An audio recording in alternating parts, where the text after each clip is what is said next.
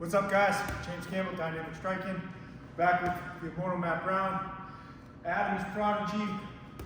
We're gonna bring you another technique on the bag.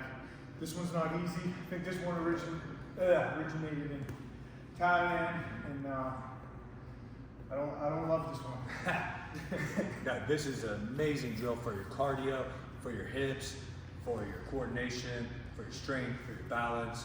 But I would say more than anything for cardio, right? Like this is one of those, you want to go for a 20-minute run, but maybe it's cold outside.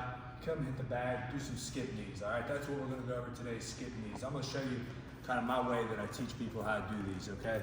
So first things first, you can wear gloves or not. I usually suggest, MMA fighters don't necessarily matter one way or another, but I usually suggest that you start without gloves, because with the gloves it's even harder because it's harder to grip the bag, okay? But we're gonna come up and we're gonna clamp this bag this way, right? Now we can put our head in the bag if we want, it doesn't really matter. You can kind of pull it away or have your head in the bag, lean on it. Once you get tired, you're probably gonna lean your head into the bag a lot. I like to put one foot in the center and start like this. All right, you're just kind of skipping back and forth. Just a simple way to kind of start getting the rhythm of how you're gonna, of the rhythm that you're gonna be in, right? So just start skipping back and forth, but now when we skip, we're gonna donkey kick. We're gonna point our toes, we're gonna flex our glutes and point our toes as far back as we possibly can towards the back wall. And then we're gonna make a big circle here with our hips. And then we're gonna crash that knee into it. We're gonna make a missile, bring in our heel as close to our butt as we can. And slam that knee into the bag. After it slams in, we step down and replace our other one. And do the same thing on this side. Back is donkey kick, back as far as you can. Big circle, crash it in. And what you wanna do is make a dent into this bag. You wanna find a spot as high as your belly button, and that's where you want to be putting a dent into the bag. It should be hitting the same spot every time.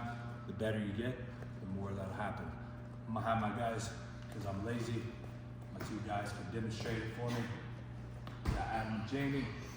Let's see it, guys.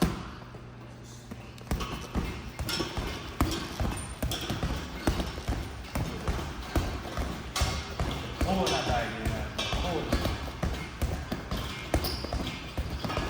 Good job, guys.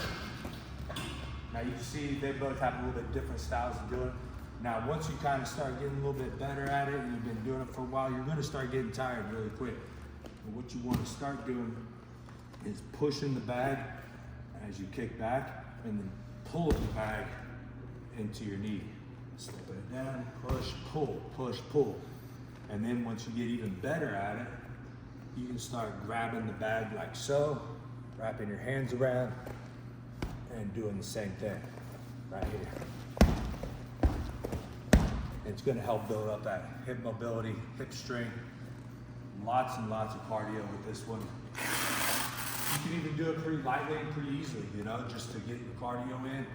Again, you could go run on a treadmill for 20 minutes. Maybe you don't want to run outside. Or you go skip knees for 20 minutes. It's going to be way harder, but you're going to get a lot of technique out of it too. Yeah. What would you suggest for if you're just starting out, like maybe 50, take a little break and then another? So I don't like counting them necessarily, because when I count them, then my mind starts going towards the volume that I'm putting in versus the technique, right? I want to be thinking about the technique. So I can start with the movement and then build your way up from there. Should get up to, if you're an MMA fighter, you're going to be doing 5 minutes at a time. Yep. If you're a Muay Thai or kickboxing fighter, you're probably going to be doing 3 minutes at a time. And what you'll do is you'll start finding little times to take breaks and ways to take breaks and ways that you can kind of hang on the bag a little bit. And your conditioning will just start building up really good, man.